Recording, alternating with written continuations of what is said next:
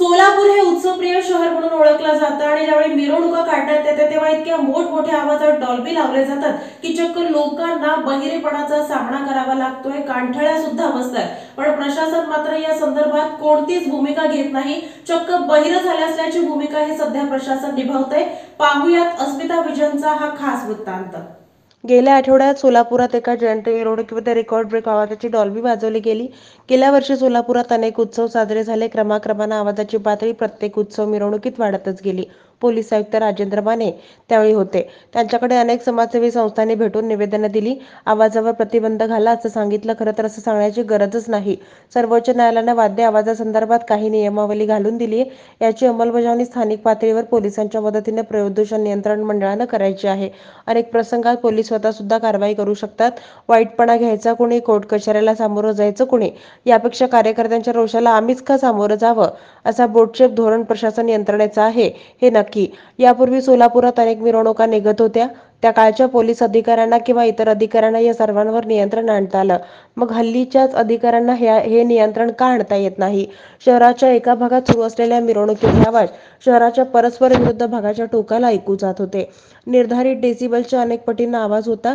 याचं मोजमाप करणारी यंत्रणा ही बंद पडेल इतक्या टोकाच्या कानठळ्या बसवणारे आवाज पोलीस आणि प्रदूषण मंडळाच्या अधिकाऱ्यांच्या कानापर्यंत का गेले नाहीत?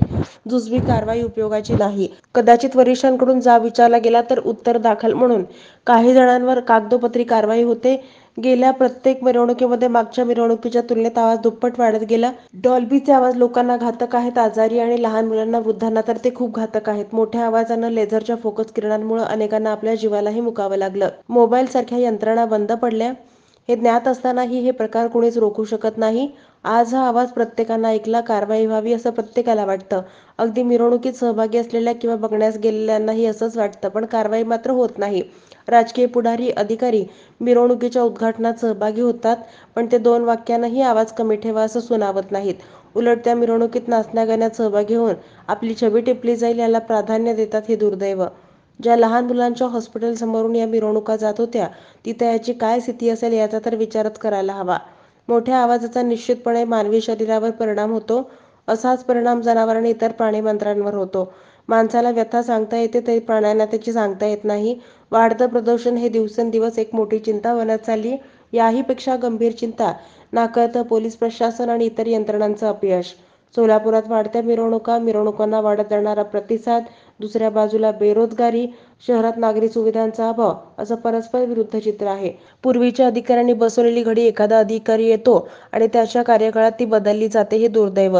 मध्यरात्री सोलापूर शहरात नियमित वाजणारे फटाके, रस्त्यावर साजरे होणारे वाढदिवस, मिरवणुकांमध्ये वापरली जाणारी डॉल्बी याच्या प्रमाणापेक्षा तिप्पट-चौपट केला जाणारा आवाज, मिरवणुकीच्या आधी आणि 2 दिवस शहरातील मुख्य रस्त्यांवर आडवे-तिडवे लावले जाणारे मिरवणुकीचे कंटेनर, हा सारा आता रुटीनचा भाग होत चाललाय। शासकीय यंत्रणा पार बहिरी झालीय। या शहरात हजारो वकील मंडळी, न्यायदान करणारी मंडळी आहेत। त्यांच्यापर्यंत आवाज पोहोचला होता। अनेक पत्रकार मिरवणुकीत सहभागी होतात, पण कुणीच काही करू शकत नाही। हाताची घडी, तोंडावर बोट अशी सारी स्थिती। सहन होत नाही, सांगताही येत नाही, याचा प्रत्यय सध्या सोलापूर घेत आहेत।